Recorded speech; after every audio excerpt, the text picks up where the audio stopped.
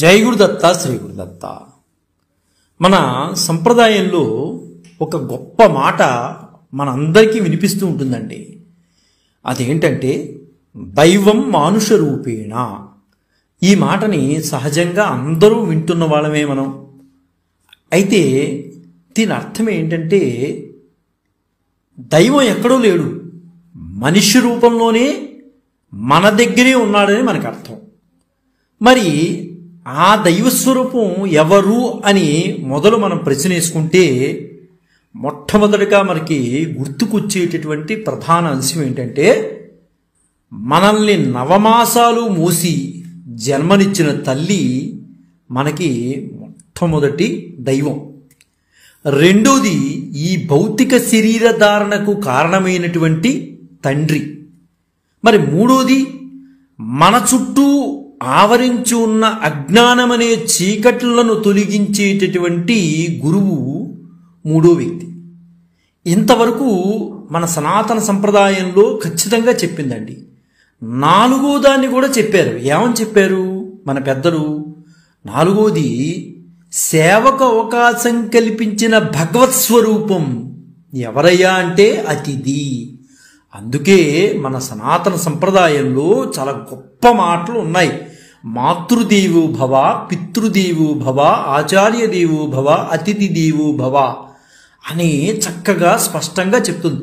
బహుశా ఏ సాంప్రదాయంలో కూడా ఇలాంటి సంస్కారాలు కనిపించకపోవచ్చు. అంత గొప్ప సంప్రదాయం మన సనాతన ధర్మంలో మనకు ఉందండి. మాతృదేవో భవ, పితృదేవో భవ, ఆచార్య దేవో భవ, అతిథి దేవో భవ అని దైవస్వరూపాలుగా మనం కొలుచుకుంటాం.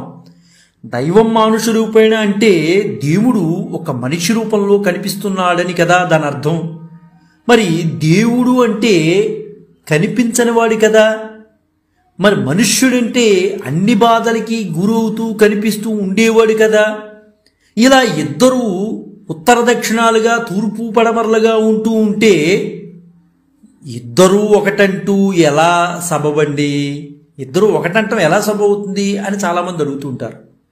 కానీ నిజానికి దైవం మానుష రూపేణ అంటే కావడానికి మనిషి అయినా ఆ మనిషి దైవంలా అన్ని సందర్భాల్లో కాపాడుతూ వస్తూ దైవంతో సమానం అనిపిస్తాడని దాని అర్థం.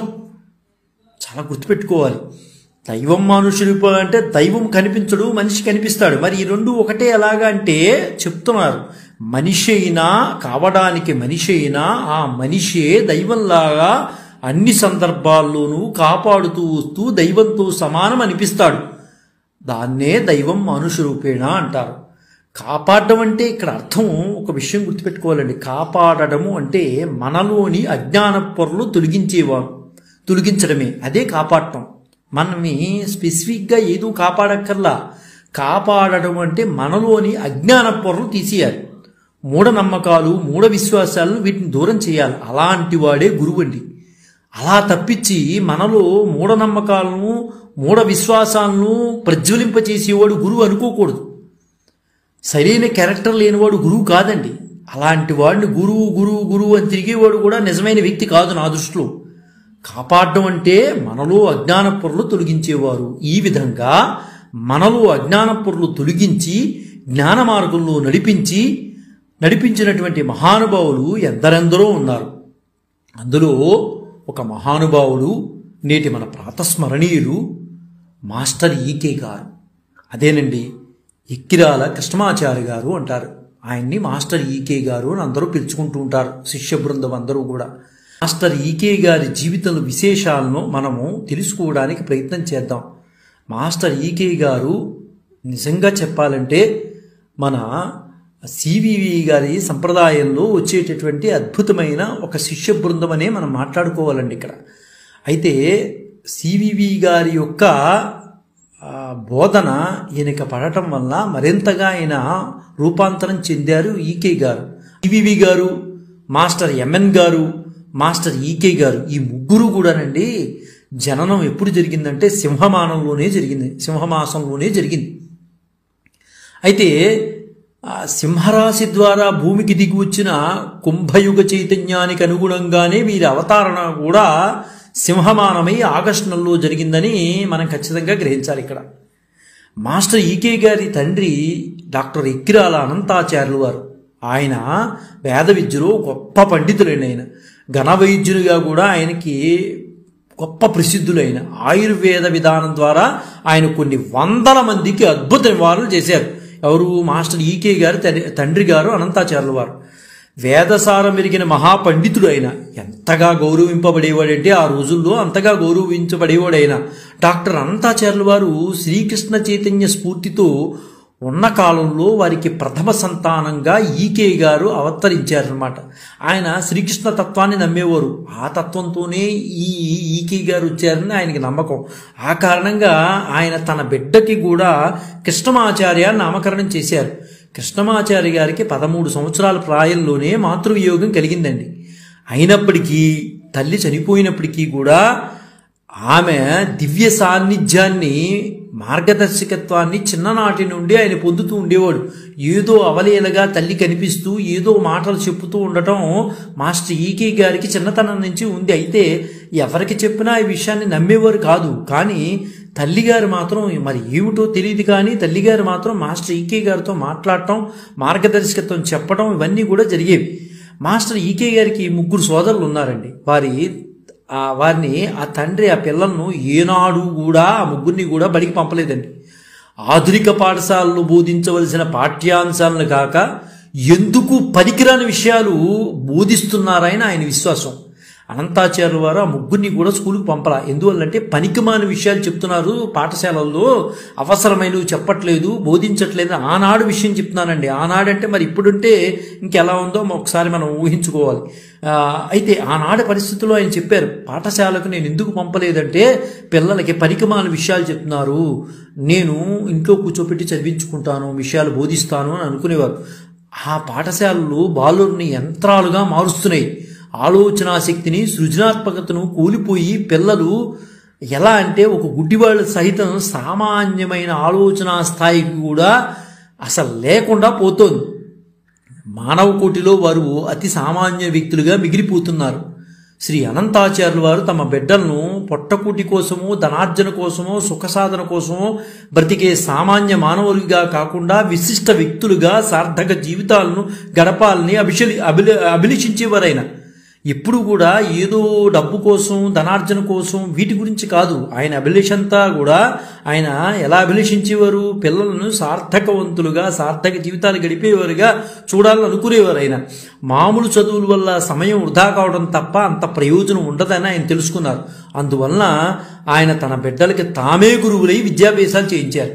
మాస్టర్ ఈకే గారు తండ్రి గారి దగ్గర చిన్నప్పుడే ఎన్నో వేద విద్యా రహస్యాలను, సంకేతాలను ఆకలించుకున్నారు. ఆయన తక్కిన సోదరుల కంటే ప్రతిభావంతులుగా రాణిస్తూ ఆయన తన 5వ ఏట నుండే తనలోని అఖండమైన ప్రజ్ఞను ప్రదర్శిస్తూ ఉండేవారు మాస్టర్ ఈకే గారు. డాక్టర్ అనంతాచార్యుల వారు మహావిద్వాంసులండి. ఆయన నిరుక్తము, వ్యాకరణము, జ్యోతిషము, ఛందస్సు అనే అనబడే వేదాంగాలు ఆయనకు కరతలామలకాలు. అలా కూర్చుంటే చెప్పేసేవాడు ఆయన. అనంతాచార్యులు వారు ఏదైనా సరే, ఒక జ్యోతిష జ్ఞానం కానీ, వ్యాకరణం కానీ, ఛందస్సు కానీ, నిరుక్తం కానీ, ఇలా ఏదైనా సరే చెప్పేసేవాడు.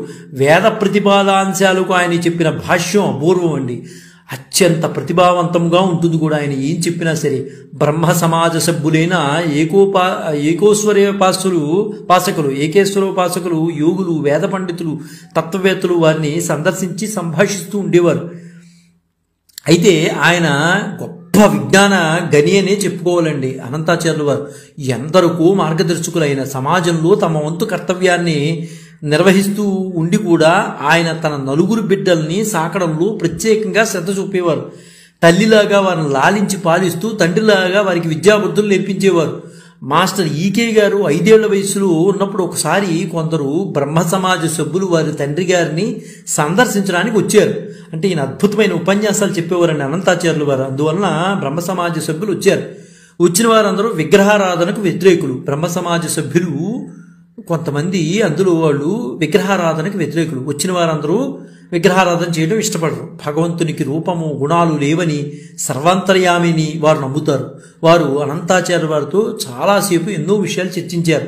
నిరాకార నిర్గుణ పరబ్రహ్మమును తప్ప సాకార దైవాన్ని అంగీకరించమని వారి దృష్టిలో విగ్రహారాధన అనేది అధమస్థాయి సాధన అని అనుకునేవారు బ్రహ్మ సమాజం వాళ్ళు. తనతో సంభాషణ పూర్తయ్యాక వచ్చిన వారికి బాలుడైన కృష్ణమాచార్యను తోడుగా ఇచ్చి అనంతాచార్యుల వారు ఊరి చూపించిరమ్మని అనంతాచార్యుల వారు ఆ బాలుడిని పంపిస్తారు. ఊరంతా తిప్పి ప్రముఖమైన ఒక వైష్ణవ దేవాలయానికి ఆ కుర్రవాడు ఆ వచ్చిన బ్రహ్మ సమాజ సభ్యులను తీసుకెళ్తాడు. ఆ గుడిలోకి వెళ్ళి చూద్దాం రండి అని వాళ్ళని అడుగుతాడు మన మాస్టర్ ఈకే గారు చిన్నతనంలో.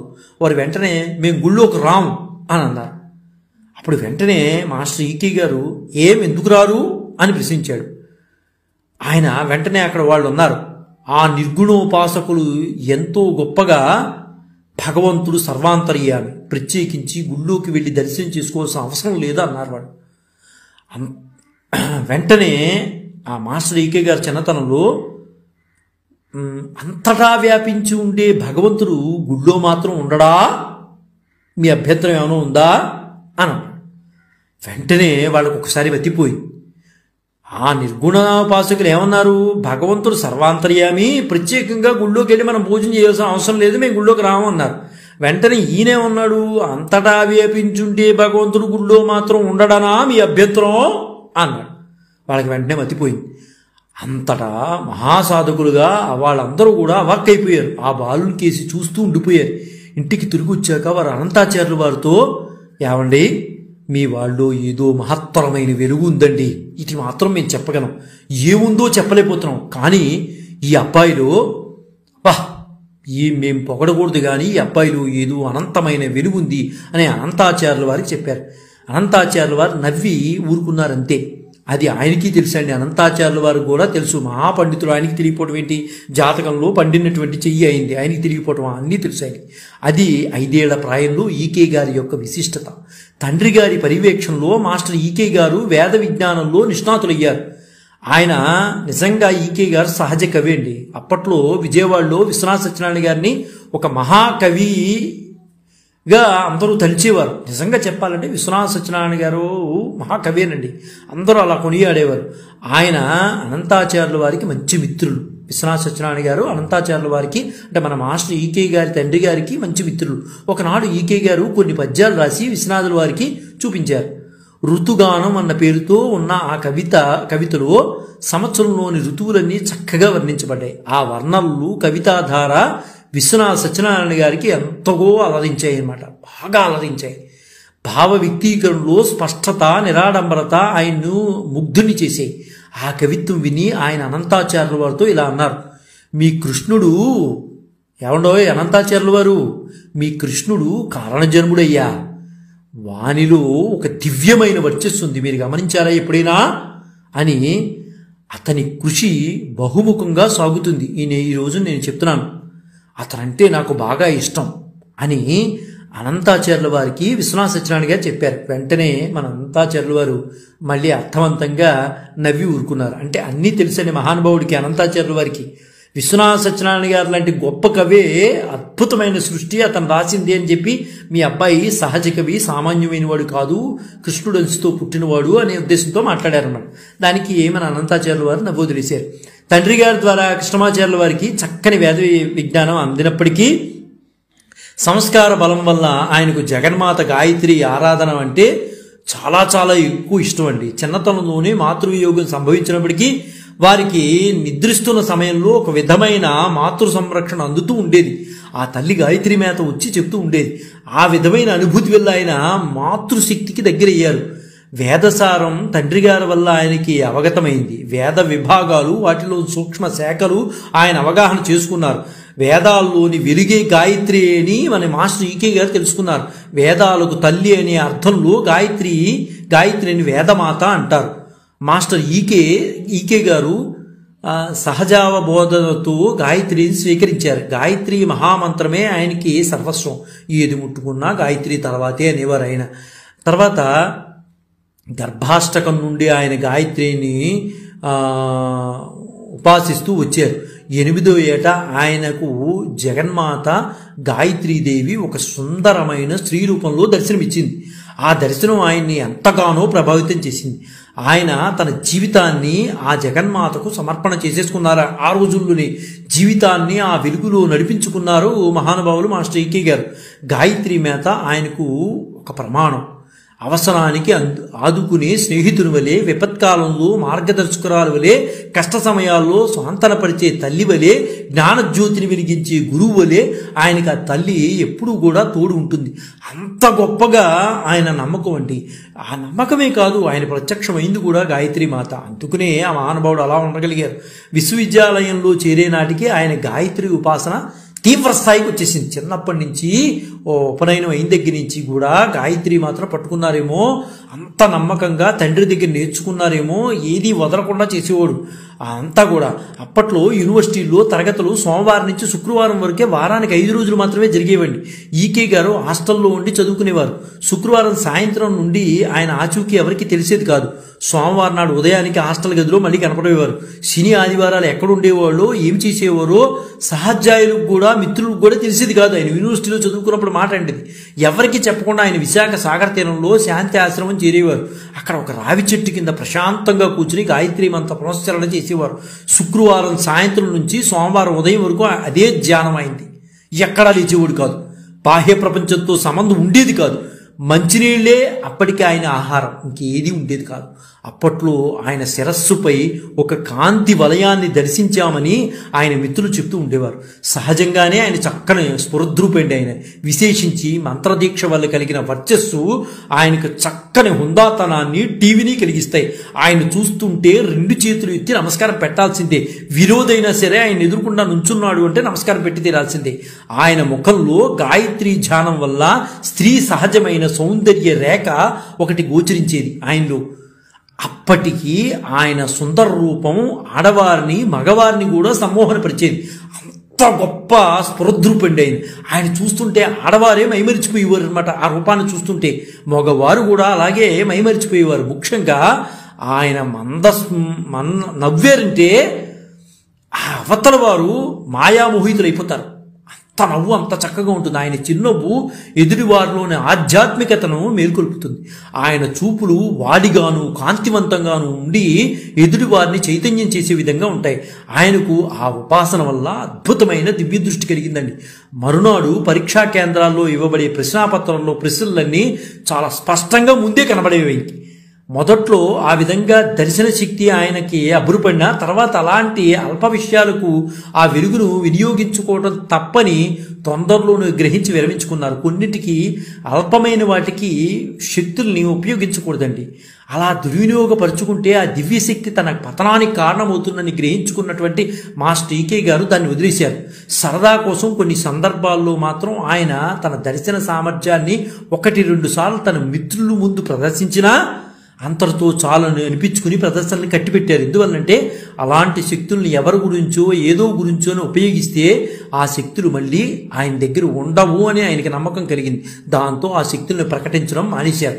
కుర్రవాడైనా అప్పట్లో ఆయన విజ్ఞతకు నిజంగా చెప్పాలంటే జోహార్లండి. అంత అద్భుతమైన జ్ఞానం ఆ గాయత్రి మాత ఆయనకి ఇచ్చింది. ఆయన తన గాయత్రి ధ్యానాన్ని మాత్రం మానలేదండి, ఎప్పుడు చేస్తూనే ఉండేవాడు. ఆ ధ్యానం ఆయనకు మాత్రమే ప్రత్యేకమైన విలక్షణమైన రీతిలో సాగింది. గాయత్రి పట్ల ఆయనకు గల అభిమానం అపారమైందండి. ఆయనలో ఆ తల్లి దయవలన మాతృత్వపు లక్షణాలు ఉన్నాయి. అలా వచ్చిన ఆ గాయత్రి మాతే నా తల్లి అనుకుని మహానుభావుడు ముందుకెళ్ళేవాడు. ప్రేమ, సేవా తత్పరత, సహనము, అవగాహన అనేవి ఆయనలో ఎంతగానో పెరిగిపోయాయి. ఆయన సన్నిధిలో జనం ఎంతగానో ఆనందం పొందేవారు. ఆ మాస్టర్ ఈకే గారి దగ్గరికి వచ్చి నుంచుంటే చాలు అనుకునేవారు. అంత ఆనందాన్ని పొందగలిగేవారు. ఎంత వెధవేషాలు వేసేవాడైనా మాస్టర్ ఈకే గారి దగ్గరికి వచ్చేవాడికి చాలా జాగ్రత్తగా మాట్లాడేవారు. ఎంఏ తెలుగు పరీక్షలు దగ్గర పడ్డాయి. పరీక్ష ఫీజు కట్టవలసి వచ్చింది. ఆయన తండ్రి గారు మనీ ఆర్డర్ ద్వారా సొమ్ము పంపారు, కానీ అది సకాలంలో ఆయనకు చేరలా. ఆయనేమో విశాఖపట్నంలో ఉండి చదువుకుంటూ ఉండేవారు. తండ్రి గారేమో 300 కిలోమీటర్ల దూరంలో విజయవాడలో ఉండేవారు. సొమ్ము పంపాను కానీ అందలేదు, ఫీజు కడితే కానీ పరీక్ష కూర్చోవడం లేదు. అందువలన ఆయన చాలా బాధపడ్డారు. ఆయన తక్షణమే రావి చెట్టు నీడ నుంచి కూర్చుని సమర్పణగా గాయత్రి మాతను ఆరాధించారు. తల్లి, నేను పరీక్షకు హాజరు కాకుండా ఉండలేను. అలాగని సకాలంలో ఫీజు కట్టలేకపోయాను. నీవు తప్ప నాకు మరో దిక్కు లేదు తల్లి. నీ వల్ల నా సమస్య పరిష్కరించాలి, నువ్వే పరిష్కరించాలి, ఇంకెవ్వరి వల్ల కాదు. మరొకసారి జగన్మాత సాక్షాత్కరించి ఆయనతో ఇలా చెప్పింది, నీ ఫీజు కట్టబడింది. ఒరే నాన్న, నీ ఫీజు కట్టబడింది. ఎంత మాత్రం నువ్వు బాధపడకు. నువ్వు బాధపడితే నేను చూడలేను. నీ హాల్ టికెట్ నీకు వస్తుంది, నువ్వు వెళ్ళు. ఆ మాటలకు ఆయన ఆశ్చర్యపడి, ఫీజు కట్టారా? ఎవరు అని అడిగారు. చెల్లించబడింది లేరా, నువ్వు వెళ్ళి హాల్ టికెట్ తీసుకో అంది అమ్మ శ్రీమాత. మరునాడు ఆయన యూనివర్సిటీకి ఆఫీస్కి వెళ్ళి చూసుకుంటే తన పేరు ఫీజు కట్టిన వారి జాబితాలో ఉంది. ఆ పరీక్షలో ఆయన ప్రథమ శ్రేణిలో ఉత్తీర్ణులయ్యారు. అంతేకాదండి, సర్వప్రథములుగా కూడా నిలిచారు. అంతటితో ఆయన కళాశాల విద్యాభ్యాసం ఒక దారికి వచ్చింది. ఆ తర్వాత కొద్ది కాలంలోనే ఆయన గుంటూరు జిల్లాలోని ఒక కళాశాలలో తెలుగు అధ్యాపకుడిగా ఉద్యోగం వచ్చింది. తండ్రి గారి ఆదేశానుసారం ఆయన శ్రీమతి అప్పమ్మ గారిని ధర్మపత్నిగా స్వీకరించారు. ఆయనకి వివాహం అయింది. ఆవిడ పేరు అప్పమ్మ గారు. అయితే మాస్టర్ ఈకే గారు గుంటూరులో కాపురం పెట్టే సందర్భంలో పూజా మందిరంలోకి ఒక గాయత్రి పటాన్ని కొనవలసి వచ్చిందండి.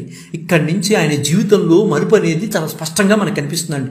ఇంతవరకు గాయత్రి మాత ఒక రకంగా తీసుకొస్తే ఇక్కడి నుంచి ఆయన జీవితంలో మలుపు వచ్చిందండి. ఆ పటంతోనే ఇంట్లో పూజా గదికి ఏర్పాటు చేసుకుని గాఢంగా ధ్యానం సాగిస్తూ ఉండేవారు. ఆయన తలంపు అదే అనమాట.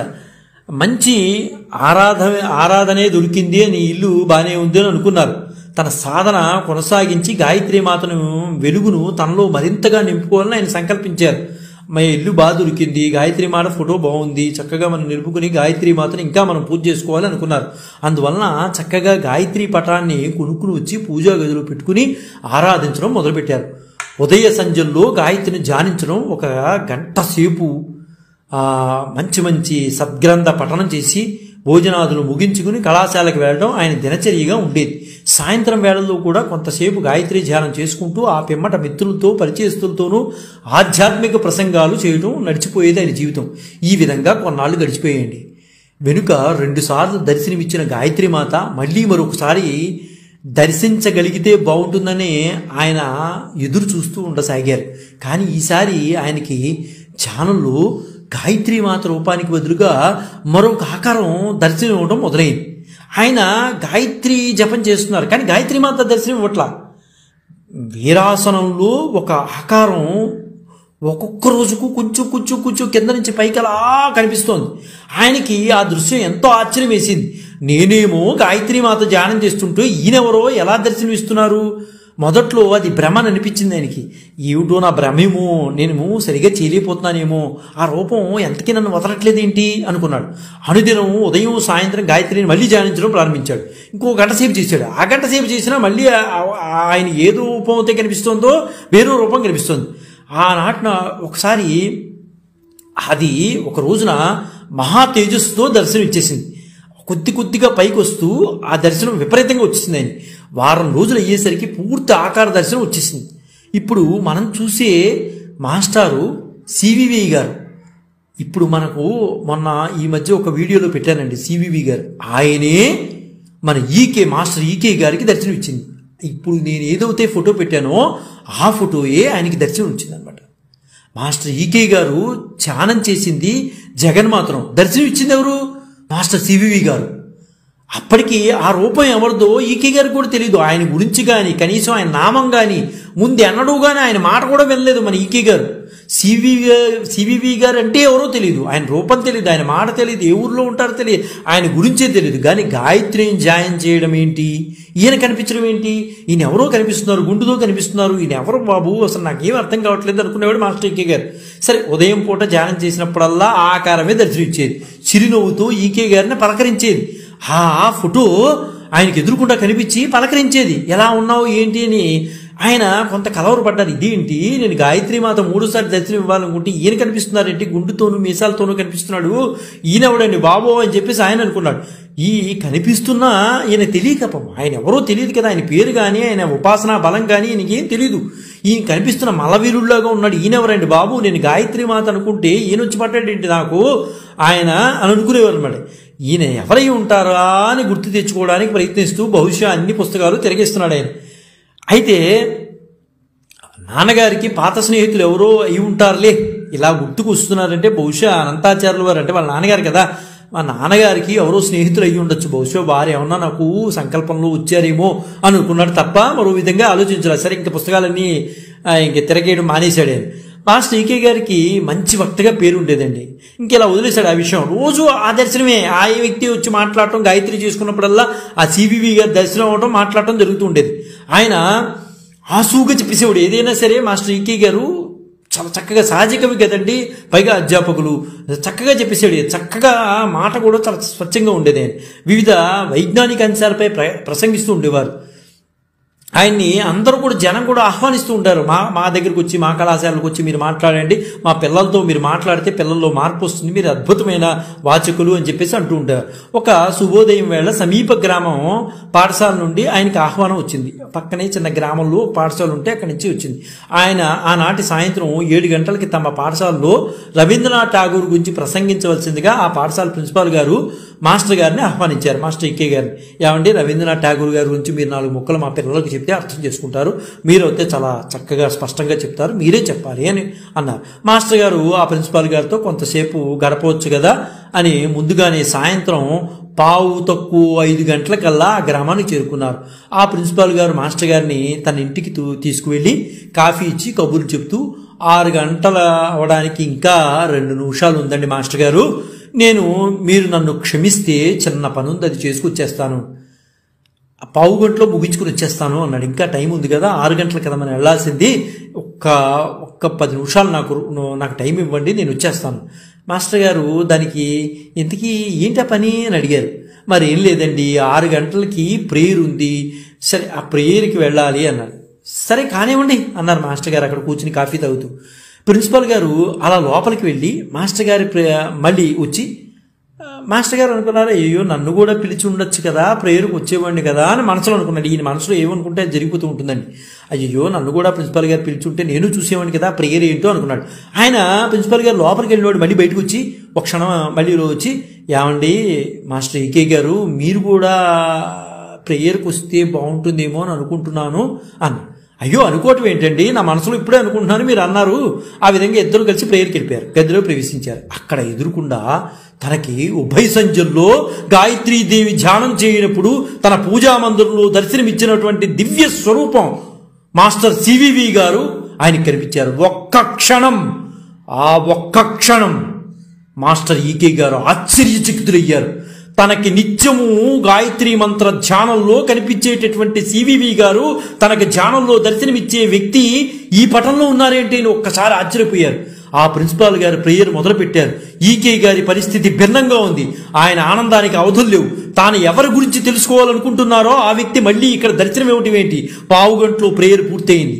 మాస్టర్ గారు ఆ ప్రిన్సిపాల్ గారిని ఇలా అడిగారు, ఎవరండి మాస్టర్ గారు, ఎవరండి ఈయన, నన్ను చాలా కలవరు పెడుతున్నారండి, మహానుభావులు ఎవరు, నేను నిత్యం గాయత్రి మంత్రం చేసుకుంటాను, మొదలు పెట్టినప్పుడల్లా వచ్చేస్తాడు ఈయన, ఏమిటో మాట్లాడతాడు ఆయన, నాకేమీ అర్థం కాదు, ఏమిటండి ఈయన, ఎవరండి మహానుభావుడు ఈయన, ఉదయం సాయంత్రం ఈయనే నాకు కనిపెడుతున్నాడు అని మాస్టర్ గారు ప్రిన్సిపాల్ గారిని అడుగుతారు.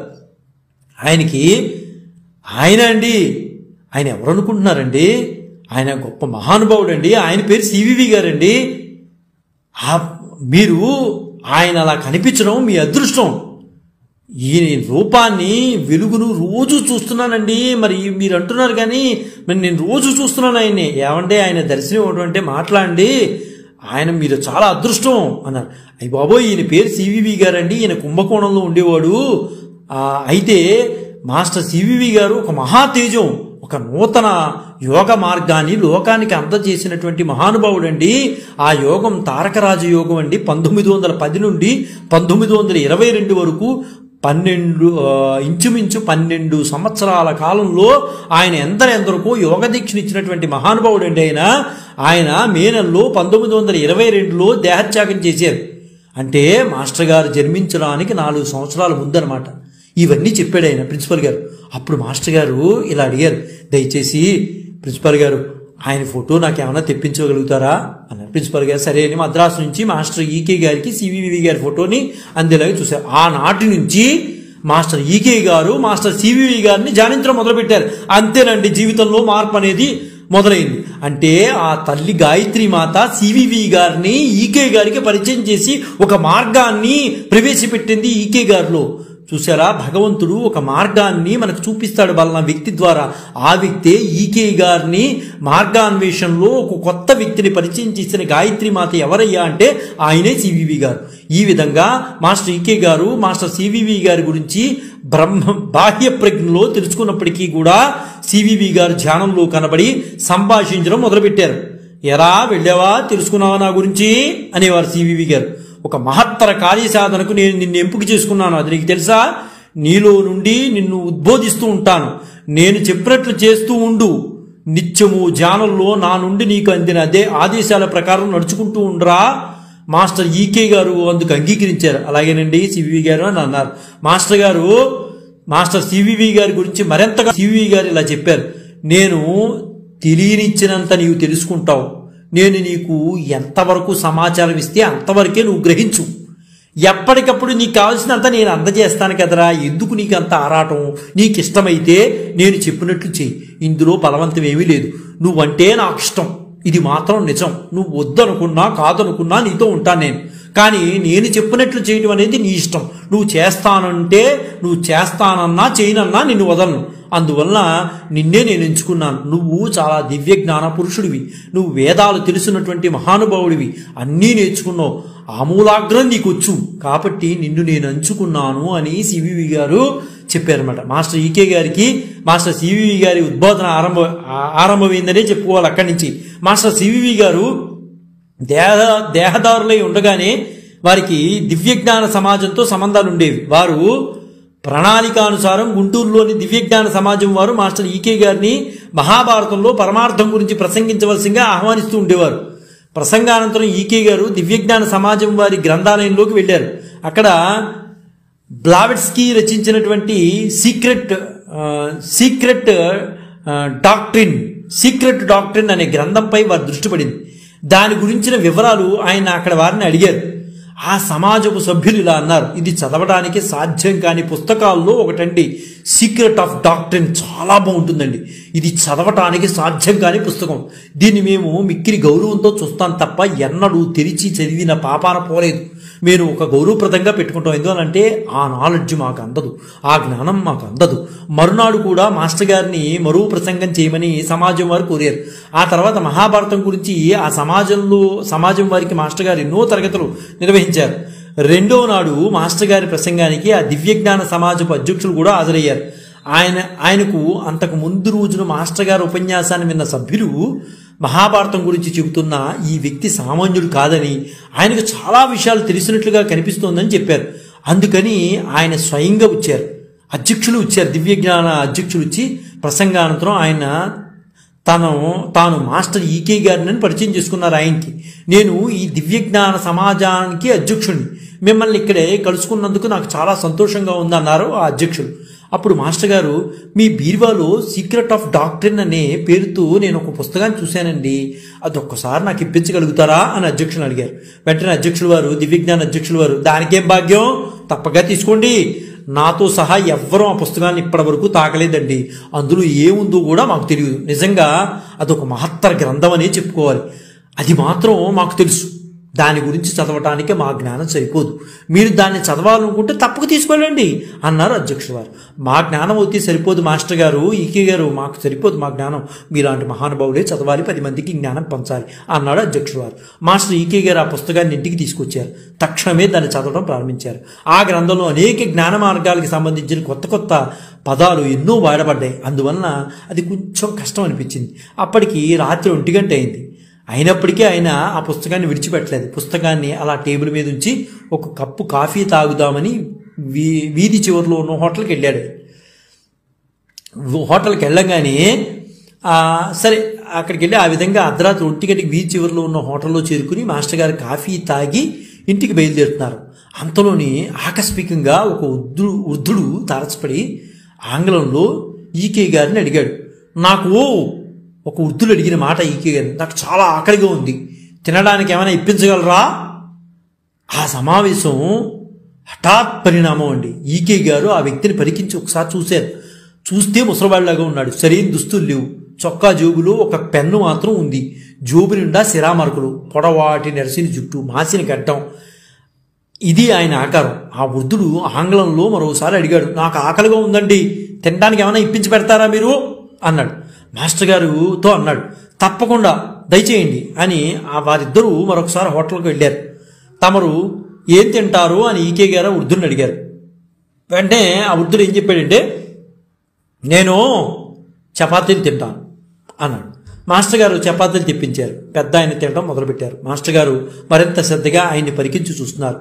చాలా వయసే ఉంటుంది ఆయనకు, మంచి ఆకలితో ఉన్నట్టున్నారో అని ఈకే గారు మనసులో అనుకుంటున్నారు. పాపం ఈయన తిండి తిని ఎన్నాళ్ళైందో కదా, ఇంత అర్ధరాత్రి వేళ మహానుభావుడి తినడానికి ఇప్పించగలగడం ఎంత మహద్భాగ్యం నాకు. మరో విషయం ఏంటంటే, ఆయన్ని అబ్బురుపరిచింది చూడటానికి బిచ్చగాని వల్ల ఉన్న ఇంగ్లీష్లో అద్భుతంగా మాట్లాడాడు. మాస్టర్ గారు ఆలోచనలు ఇలా సాగుతుండగా ఆ వ్యక్తి చపాతీలు తినడం నిమగ్నం అయిపోయారు. అంతలోనే ఆ ముసలాయన మాస్టర్ గారి కేసు చూస్తూ హఠాత్తుగా, అయితే మీరు సీక్రెట్ డాక్టరీన్ చదువుతున్నారన్నమాట అని అడిగాడు. మాస్టర్ గారికి ఒక్కసారి విద్యుద్ఘాతం తగిలినట్టు అనిపించింది. ఒక్కసారి హడిలిపోయారు మాస్టర్ గారు, ఈకే గారు. ఆ ముసలాయనికి తాను సీక్రెట్ ఆఫ్ డాక్టర్ అన్నమాట అని అడిగాడు. మాస్టర్ గారికి ఒక్కసారి విద్యుద్ఘాతం తగిలినట్టు అనిపించింది. ఒక్కసారి హడిలిపోయారు మాస్టర్ గారు, ఈకే గారు. ఆ ముసలాయనికి తాను సీక్రెట్ ఆఫ్ డాక్టరీన్ చదువుతున్నట్టు ఎలా తెలిసింది? ఆశ్చర్యంతో ఆయన కేసి ఒకసారి చూశారు మాస్టర్ గారు. ఆయన మళ్ళీ అడిగారు, సీక్రెట్ డాక్టరీన్ చదవడానికి ప్రయత్నిస్తున్నారు కదా మీరు? ఆ మాటల్లో మాస్టర్ గారు ఈకే గారికి ఆ వృత్తిని పట్ల పరమ పూజ్యభావం కలిగి ఒక్కసారి నుంచుని అవునండి అన్నారు.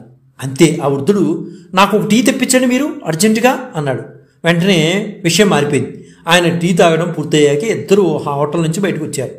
నడుచుకుంటూ ఆ ఇద్దరు రోడ్డు మీదకి వచ్చాక ఆ వృద్ధుడు ఈకే గారితో ఇలా అన్నాడు, సీక్రెట్ డాక్టరీన్ చదవటానికి ముందు భగవద్గీత చదవండి మీరు, ముందు అది కాదు భగవద్గీత చదవండి అన్నాడు. ఈకే గారు చిన్నప్పటి నుంచి వాళ్ళ నాన్నగారు భగవద్గీత చెప్తూ ఉన్నారు కదండి, కృష్ణ సాంప్రదాయంలోనే వచ్చారు కదా, ఆయన చదువుతూనే ఉన్నారు. దాదాపు గీతలో 700 శ్లోకాలు ఆయనకి నోటికి వచ్చు. అంతేకాక ఎన్నో ఉపన్యాసాలు కూడా ఇచ్చారు ఆయన. అందుకని ఆయన అలా బదులిచ్చారు, నేను గీతను చదివానండి, అందులో 700 శ్లోకాల వరకు నాకు నోటికి వచ్చు అని అన్నారు. ఆ ముసలాయంతో అన్నారు. వెంటనే సీక్రెట్ డాక్టరీన్ చదవడానికి ముందు నేను చెప్పింది చేయి, భగవద్గీత చదువు. ఆ మాటలు ఆదేశంలాగా ఉన్నాయి. ఈకే గారు ఆశ్చర్యపోయారు. ఏంటి నాకు వచ్చింది చెప్తున్నా మళ్ళీ చదవమంటున్నాడు ఏంటి, నన్ను ఇలా ఆదేశిస్తున్నాడు ఏంటి, ఎవరైనా ప్రణాళిక మహాద్భుతంగా దర్శనమిచ్చాయి. ఆయన పరవశించిపోయారు. ఎంత అద్భుతంగా ఆ భగవద్గీత నుంచి ఎలా ఉన్నాయో అవన్నీ కూడా ఆయనకి అర్థమయ్యాయి. మళ్ళీ ఆ మరునాడు అర్ధరాత్రి వేళ వృద్ధుని కలుసుకోవచ్చునేమో అని అనుకుని, అలా కాదు నేను భగవద్గీత చదివాను కాబట్టి ఈసారి ఖచ్చితంగా నేను ఆ వృద్ధుని కలవాలని చెప్పి ఈకే గారు అదే హోటల్కి బయలుదేరారు. ఒక కప్పు కాఫీ తాగి రోడ్డు మీద ఎదురు చూస్తున్నారు. ఆ వృద్ధుడి జాడ ఎక్కడా కనిపించలా.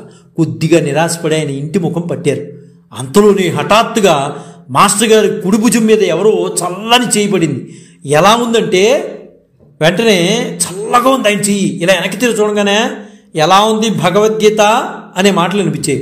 మాస్టర్ గారు వెనక్కి తిరిగి చూసి ఆశ్చర్యపోయారు. రాననుకున్న వ్యక్తి ఎదురుగా కనిపించేసరికి ఆనందంతో పరవశించిపోయారు. పరమ పూజ్యభావంతో ఆ వృద్ధుని పాదాలకు నమస్కరించి, మీకు నా కృతజ్ఞతలు, భగవద్గీతలో ఇదివరకు నాకు తెలియని విషయాలు ఎన్నో కూడా ఇప్పుడు నేను మొన్న మీరు చెప్పిన తర్వాత చదివిన తర్వాత అర్థమయ్యాయండి అన్నాడు. భగవద్గీత సర్వసమగ్రం, అయితే మీకు కొంత భాగం మాత్రమే తెలిసిందన్నమాట అన్నారు ఆ వృద్ధమూర్తి. చపాతీలు తింటారా అని అడిగాడు మాస్టర్ గారు. మీరుగా నన్నేమి అడగకూడదు, గుర్తుపెట్టుకోండి, మీరుగా నన్నేమి అడగద్దు. నిన్న కూడా అడిగింది నేనే, మీరా? ఇంకెప్పుడు అలా అడగండి, నేను చెప్పింది వినండి అంతే అని గట్టిగా అన్నాడు అనమాట. ఇక ఇప్పుడు సీక్రెట్ డాక్టరీన్ చదవండి మీరు వెళ్ళి. వారం రోజుల్లో మాస్టర్ ఈకే గారు సీక్రెట్ డాక్టరీన్ గ్రంథాన్ని పూర్తి చేశాడు. ఆ గ్రంథం చదువుతున్నప్పుడు ఏవేవో ఆకారాలు ఇంట్లో లోపలికి వస్తూ పోతూ ఉండేవి. మాస్టర్ గారు ఆశ్చర్యపోయి, నన్ను అడగకుండా నా ఇంట్లోకి వచ్చిపోతున్న వారు ఎవరో అనుకున్నారు. సీక్రెట్ డాక్టరీన్ తాలూకు ప్రణాళిక అంతా మాస్టర్ గారికి అవగతమైంది. మాస్టర్ గారు ఆ గ్రంథాన్ని ముగించేసరికల్లా వెనుక దర్శనమిచ్చిన వృద్ధమూర్తి మరొకసారి ఇంటి గోడల నుండి వస్తున్నట్లుగా దర్శనమిచ్చారు. ఈసారి ఆయన రూపం వెనకట్లాగా అస్పష్టంగా లేదు, తేజోవంతంగా బహుసుందరంగా ఉన్నారు ఆయన. మాస్టర్ ఈకే గారు అప్పుడు దర్శించిన తేజోమూర్తి ఆకారం మాస్టర్ ఈకే గారి వంటి దివ్యమూర్తిని ఊహించుకుంటే ఆ రూపం కంటే 1000 రెట్లు తేజోవంతంగా ఉంది. ఆ దివ్యమూర్తి గోడల ద్వారా మాస్టర్ గారి దగ్గరికి వచ్చి సీక్రెట్ డాక్టర్ని ఎలా ఉంది అంటూ పలకరించారు. ఈకే గారి భక్తితో 2 చేతులు జోడించి నమస్కారం అన్నారు. మరొక్క మాట లేదు. అంతటా ప్రశాంతమైన నిశ్శబ్దం. కొద్దిసేపు అలా గడిచాక ఒక ప్రశ్న అడగమంటారా అన్నారు మాస్టర్ గారు. దానికేం అడుగు అన్నారు ఆయన వృత్తమూర్తి. తమరు గోడలోంచి ఎలా నడిచి వచ్చారు అని అడిగారు మాస్టర్ గారు. దానికేముంది, మీరు నడవచ్చు అన్నారు ఆయన. నేను కూడా నడవగలను అలాగా అన్నారు ఈకే గారు. అవును, నా ఎదురుగా మీరు ఆ పని చేయగలరు అన్నారా ఆ వృద్ధమూర్తి. అంతలోనే వారిద్దరి మధ్యన ఒక మంచాన్ని వేయించి నా వైపు చూస్తూ మంచంలోంచి వచ్చేసేయండి మీరు అన్నాడు. మాస్టర్ ఈకే గారు ఆ దివ్యమూర్తి కళ్ళల్లోకి చూస్తూనే నడిచేసి అలా వచ్చాడు. మంచం కూడా ఆయనకి టచ్ అవ్వాల, అలా మంచంలోంచి వచ్చాడు ఆయన. ఈకే గారు ఆశ్చర్యం కలిగింది. మళ్ళీ కొంచెం సేపు నిశ్శబ్దం. మాస్టర్ గారే మరి కొంచెం సేపటికి ఇలా అడిగారు.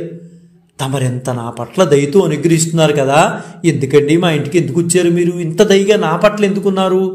ఆ పరమ గురువు ఇలా చెప్పారు. మీరు ఒక కార్యనిర్వహణ కోసం మీరు ఎంచుకోబడ్డారు. మీకు గల పవిత్రత, జగన్మాత పట్ల మీకు గల భక్తి, ఉన్నత కక్షలో గల గురువుల అనుగ్రహానికి మిమ్మల్ని పాత్రలు చేశాయి. అన్నిటికీ మించి బృహస్పతి మీ ద్వారా చేయుట మొదలైంది. కాబట్టి ఇక ముందు నుండి ఎప్పటికప్పుడు నా ద్వారా వ్యక్తమవుతూ ఉండే ప్రణాళికలకు అనుకూలంగా పనిచేయడానికి మీరు మాతో సహకరించాలి. ఒక 3 దశాబ్దాల పాటు నాతో కష్టపడాల్సి ఉంటుంది. నాతో పనిచేయడం అంటే ముళ్ళబాట మీద నడవటమే. అదేమంత సుఖతరమైన మార్గం కాదు. మీకు ఇష్టమైతే మాకు సహకరించండి, ఇందులో నిర్బంధం ఏం లేదు అన్నారు ఆ దివ్యమూర్తి. మీ ఇష్ట ప్రకారం చేయండి, కాకపోతే ఒక్కసారి ఒప్పుకున్న తర్వాత వీలు పడదంటే మాత్రం పరిణామాలు తీవ్రంగా ఉంటాయి అని ఆ వృద్ధమూర్తిని ఈకే గారిని హెచ్చరించారు. మరొకసారి చెప్తున్నాను, మీరు ప్రయాణించవలసింది ముళ్ళబాట, పని చేయవలసింది దివ్యమైన ప్రణాళిక కోసం. అదంతా తీరికైన మాత్రం విషయం కాదు. కత్తి మీద సాము లాంటిది. ఎన్నో ప్రమాదాలు ఎదుర్కోవాల్సి వస్తుంది. మీకు సమ్మతమైతే నేను మళ్ళీ వస్తాను. మాస్టర్ ఈకే గారు నేను సిద్ధమేనండి అన్నారు. వెంటనే ఆయన అన్నాడు, అలా కాదు, నువ్వు తొందరపడకు. వారం రోజులు నీకు సమయం ఇచ్చాను, తీసుకో, బాగా ఆలోచించు. ఎందువల్లంటే నువ్వు సంసారివి, నిర్వహించవలసిన వృత్తి ఉంది, చక్కగా స్థిరపడ్డావు. జగన్మాత అనుగ్రహం ఎలాగూ ఉంది నీకు. మీకు వచ్చిన లోటేమీ లేదు. మీ జీవితం సుఖంగా సాగిపోతుంది. కనుక నీకు ఇష్టమైతేనే ఈ మార్గంలోకి రా, లేకపోతే నేనేదో బలవంత పెట్టాను వద్దు అని ఆ పరమగురువు ఆ వృద్ధమూర్తి అదృశ్యమైపోయారు. మరో వారం మళ్ళీ ఆయన దర్శనమిచ్చి, ఏం మీరు సిద్ధంగా ఉన్నారా నేను అన్నదానికి అని అడిగారు మాస్టర్ ఈకే గారు. వారం క్రితం ఎలా సిద్ధమో అని చెప్పారో ఆయన అలాగే ధైర్యంగా అవునండి నేను సిద్ధంగానే ఉన్నాను అని తడువుకోకుండా చెప్పారు. ఆ విధంగా మాస్టర్ ఈకే గారికి దివ్య కార్య నిర్వహణ క్రమం 1953లో మొదలై 1983 సంవత్సరం ముగిసే వరకు కూడా, ఆ తర్వాత ఆయన మరో 3 నెలలు జీవించి 1984 మార్చి నెలలో దేహత్యాగం చేశారు. ఆ 30 సంవత్సరాల కాలాన్ని ఆయన తక్కిన ప్రణాళికను అనుసరించి బోధనతోనూ స్వస్థత పరచడంలోనూ రచనలతోనూ శిక్షణ ఇచ్చడంలోనూ సద్వినియోగపరిచారు. ఆ విధంగా ఆయన కార్యకలాపాలు మొదలయ్యి ఎప్పటికప్పుడుకు పరమగురువు ఆయనకి ఆదేశాలు ఇస్తూ వచ్చారు. దానివల్ల ఎంతమందికో ఆయన జ్ఞానోపదేశం ఇచ్చారు మహానుభావులు మాస్టర్ ఈకే గారు. అయితే మాస్టర్ ఈకే గారు తన దగ్గర శిక్షణ పొందుతున్న ఒక యువకుని వివాహానికి ఒక దేవాలయానికి వెళ్ళారు. పెళ్లి తంతు సాగిపోతుండగా ఉన్నత స్థానంలో ఉన్న ఒక రాజకీయ నాయకుడు తాలూకా బిళ్ళ బంట్రోత్తు మాస్టర్ గారి దగ్గరికి వచ్చాడు. కృష్ణమాచార్యులు గారు అంటే మీరేనా అండి అని అడిగాడు. మాస్టర్ గారు అవునని చెప్పారు.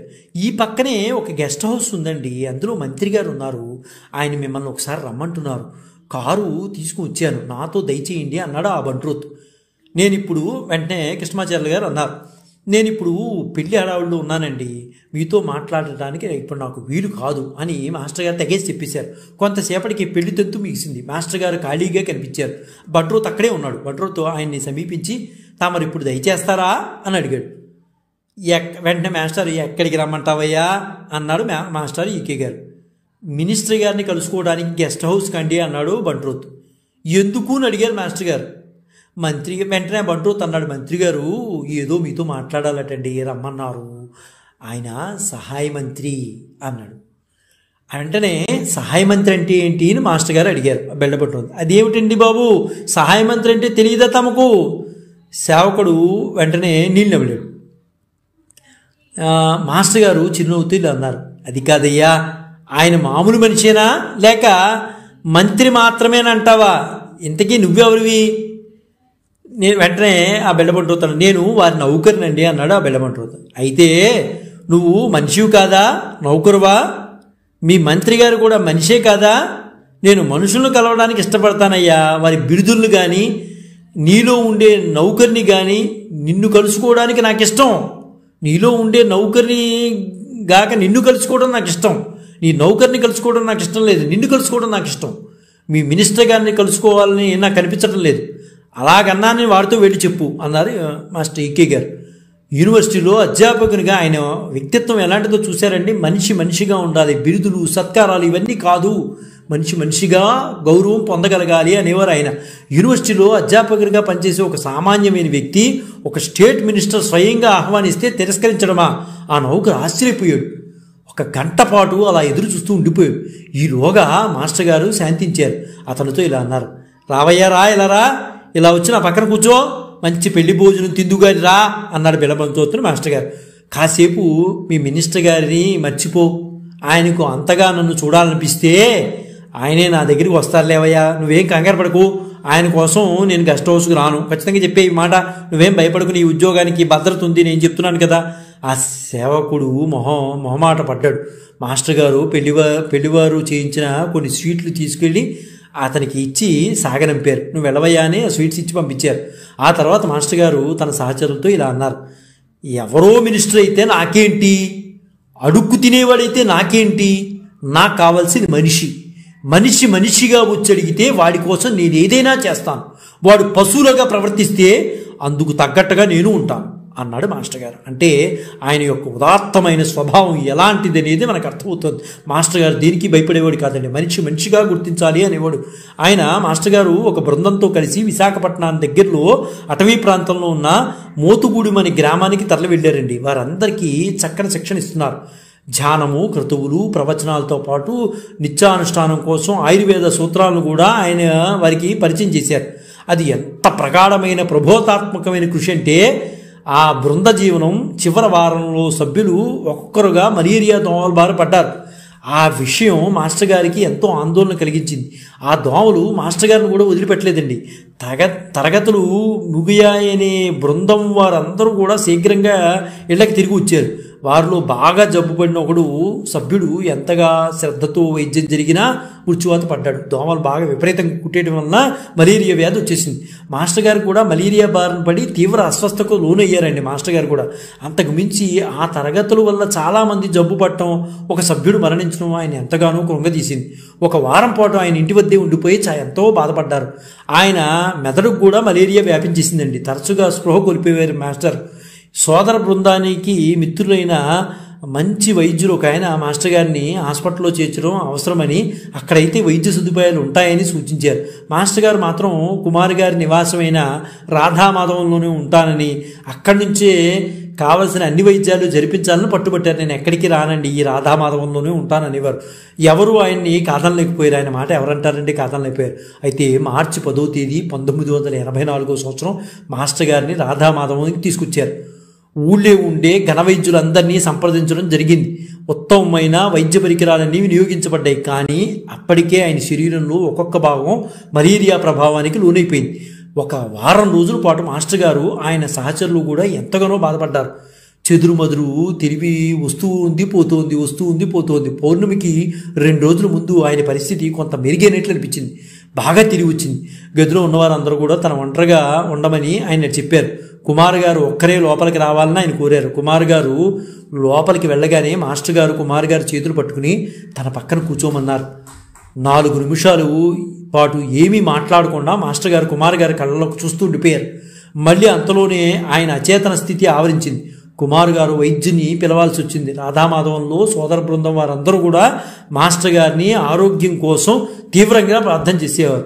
ఇక్కడ సోదర బృందం అంటే ఆయన శిష్యులు అనే మాట ఇష్టపడేవారు కాదండి. మాస్టర్ గారు శిష్యులు అనే మాట ఇష్టపడేవారు కాదు, సోదర బృందం అనే అనేవారు. ప్రార్థనలు, అభిషేకాలు, రాత్రింపగలు జరుగుతూనే ఉన్నాయి. సోదర బృందం అందరూ చేశారు. ఎలాగైనా సరే మాస్టర్ గారు ఆరోగ్యం స్థితి నుండి, అనారోగ్య స్థితి నుండి కోలుకోవాలి, ఆరోగ్యం పొందాలి అని అందరూ కోరుకున్నారు, పరితపించారు. మీన పౌర్ణిమ సమయం ఆసన్నమైంది. అర్ధరాత్రి పున్నమ చంద్రుని ప్రభావం సర్వత్రా వ్యాపించి ఉండగా మాస్టర్ గారు దేహత్యాగం చేసేశారు. అదే రోజు మార్చి 17, 1984 సంవత్సరం. దేశ విదేశాల్లో సోదర బృందాల వారందరూ కూడా దుఃఖసాగరంలోకి మునిగిపోయారు. సమాజంలో వారందరూ కూడా దిగ్భ్రాంతి చెందారు. మాస్టర్ గారు దేహపరిత్యాగం చేయటం ఏంటి అంటే, మాస్టర్ గారు సమయం కాలం అయిపోయింది. ఆయన ఎంతవరకు ఉండాలో అంతవరకే ఉండాలి. అయితే గమ్మత్తైన విషయం, మాస్టర్ గారు తాను ఎప్పుడు కాలం చేస్తానన్న విషయం కూడా ముందుగానే చెప్పట్టు పెట్టారు. అంటే ఆయన జ్యోతిష్య జ్ఞానం అంతది. ముందుగానే మార్చి 17, 1984 మీన పూర్ణిమ సమయం ఆసన్నమైనప్పుడు, అర్ధరాత్రి పౌర్ణమి చంద్రుడు ఉన్నప్పుడు నేను దేహత్యాగం చేస్తానని మాస్టర్ గారు సోదర బృందానికి ఏనాడో చెప్పారు. కానీ వాళ్ళకి తెలియలేదంతే. మాస్టర్ గారు చెప్పింది చెప్పినట్లుగా మార్చి 17, 1984 సంవత్సరంలో మీన పౌర్ణమి అర్ధరాత్రి పౌర్ణమి చంద్రుడు ఉండగా దేహాన్ని వదిలేశారు. అంతటి మహానుభావుడు మాస్టర్ ఈకే గారు. ఎందరెందరో మహాపురుషులు ఆయన కళ్ళకు కనిపించేవారు. మాస్టర్ సివివి గారి యొక్క దర్శనమైనటువంటి మహా దివ్య పురుషుడు మన మాస్టర్ ఈకే గారు. ఇక్కిరాల కృష్ణమాచార్యులు గారు. ఆ మహానుభావుడిని ఈ ప్రాతకాలంలో మనం తలుచుకోవటం మన పూర్వ భాగ్యంగా, మన అదృష్టంగా భావిస్తూ ఒక్కమారు మనం స్మరిద్దామండి. ఆ మహానుభావుడికి నివాళులు అర్పిద్దాం. జై గురుదత్త, శ్రీ గురుదత్త, శ్రీపాద శ్రీవల్లభ చరణదాసుడు, మానికొండ రాజశేఖర శర్మ, రాజమహేంద్రవరం. స్వస్తి.